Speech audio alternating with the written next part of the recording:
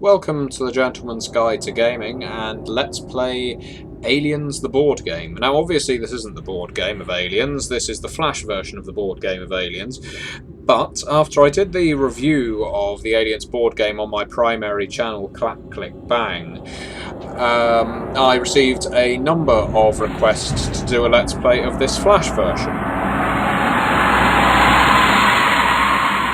Now, the Flash version is almost identical to the Aliens board game. It has the same rules, it has the same characters, it has the same setting, and it certainly has the same evocative mood.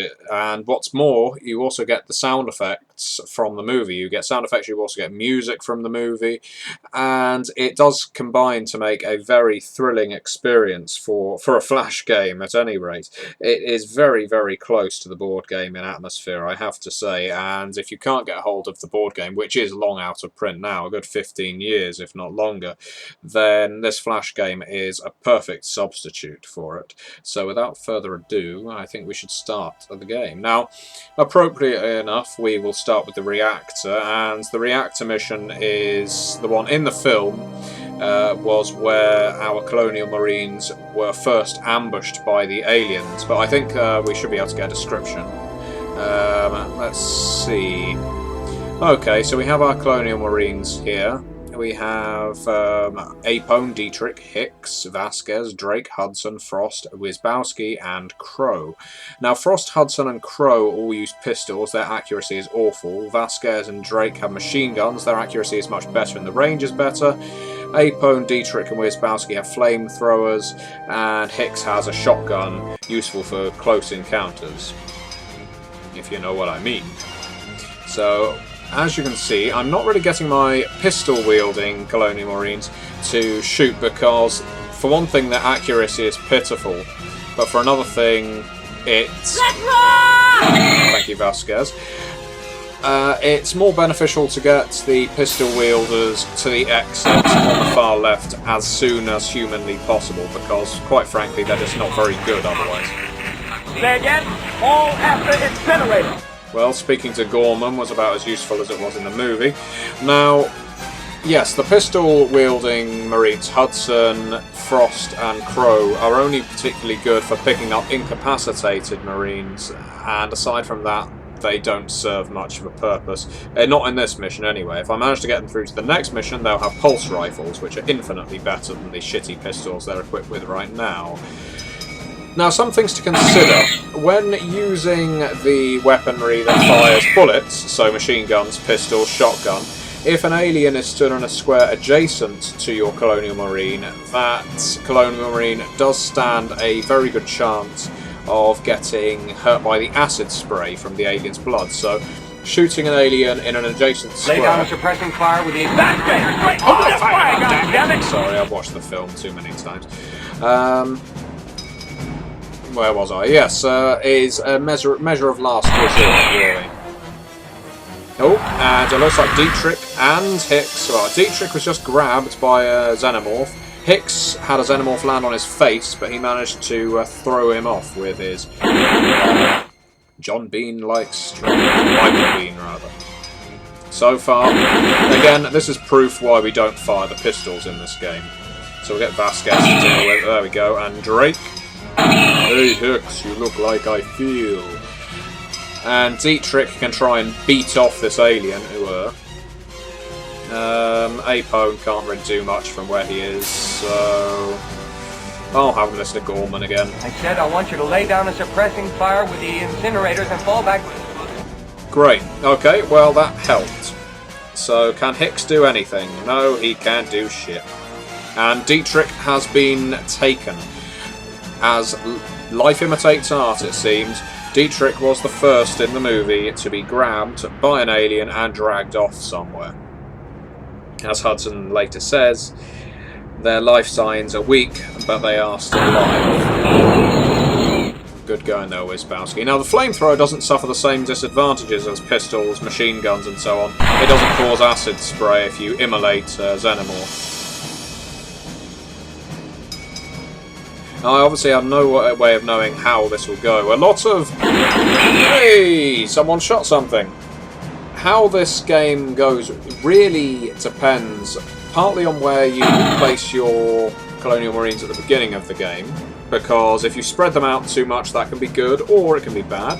If you bunch them together, it can likewise be good or bad. But the way I set it out at the start, it doesn't always work, but it's the best way I found to play the game.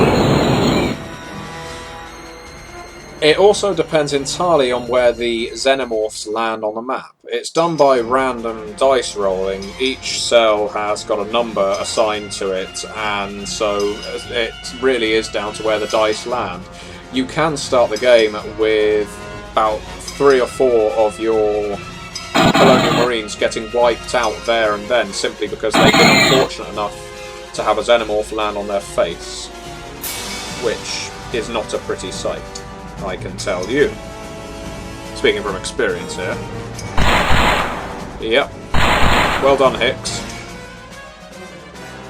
Okay, oh dear. And Hicks is power slamming another xenomorph. He is made of muscle, that man.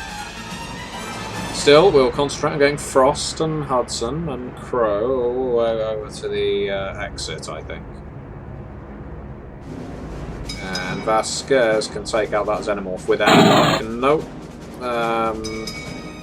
It's still vital to get the machine gunners moved up the map, because it is very tempting, because of their range, to leave them static.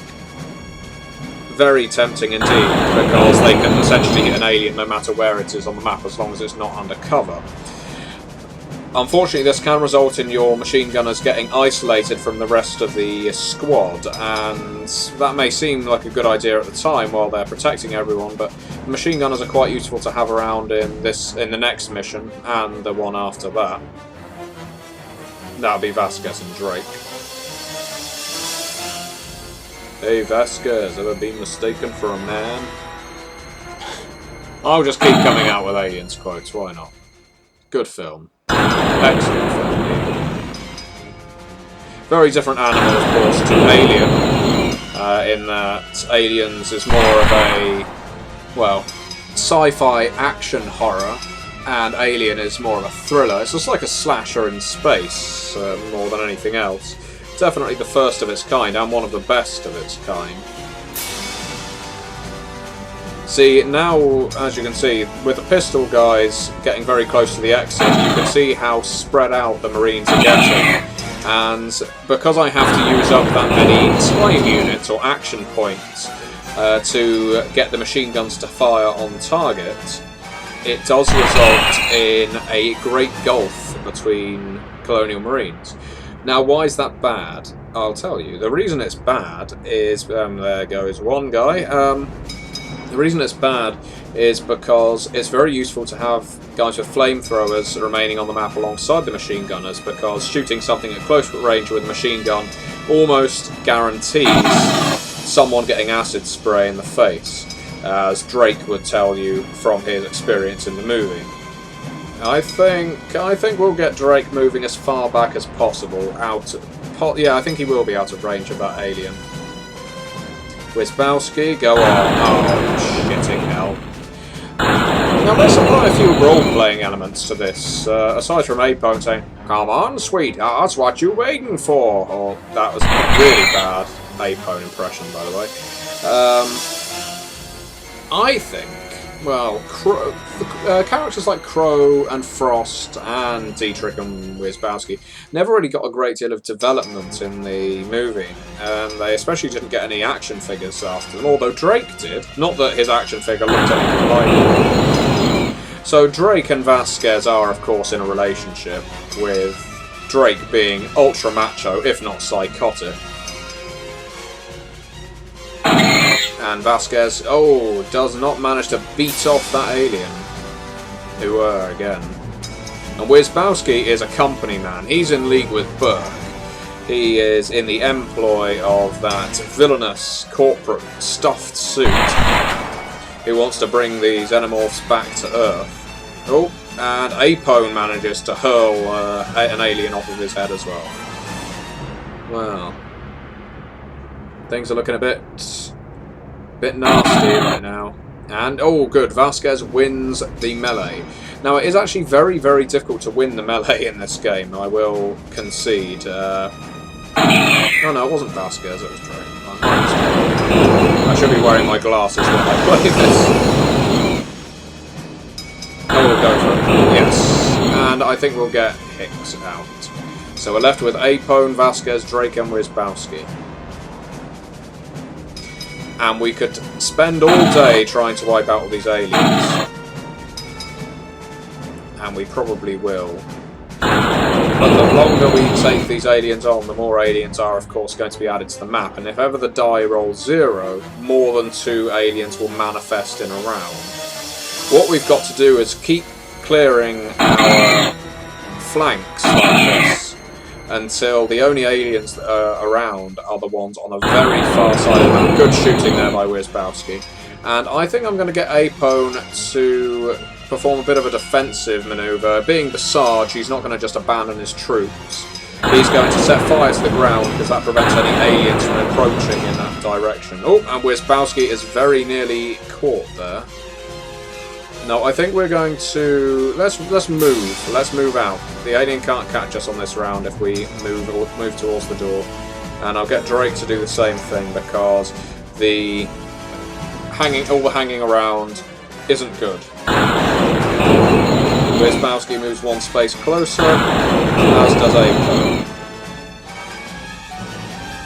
Now the order in which you place your Colonial Marines for movement is important in this game because I personally find, well, this is what I find. I find that having the Colonial Marines with 3 action points at the end of the turn is much better than having them at the beginning, which is always very tempting. And look at the amount of aliens that are on the map now. I honestly don't know that we will get all of the Colonial Marines off the map.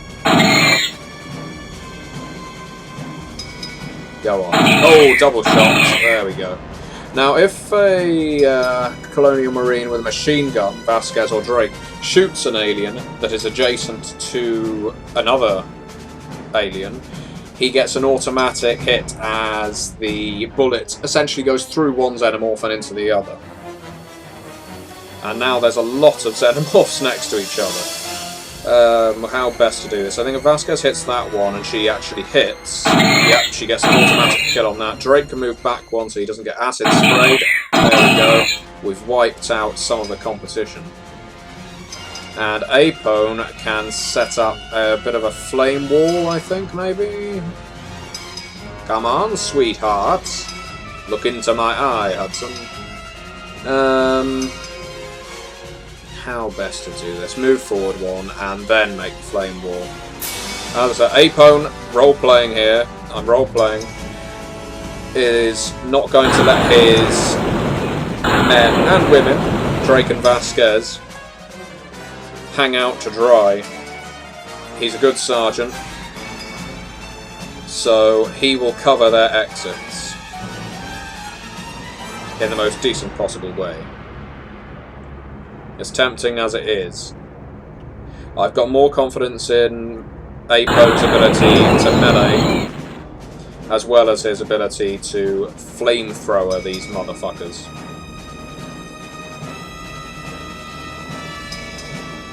And Vasquez is off the map.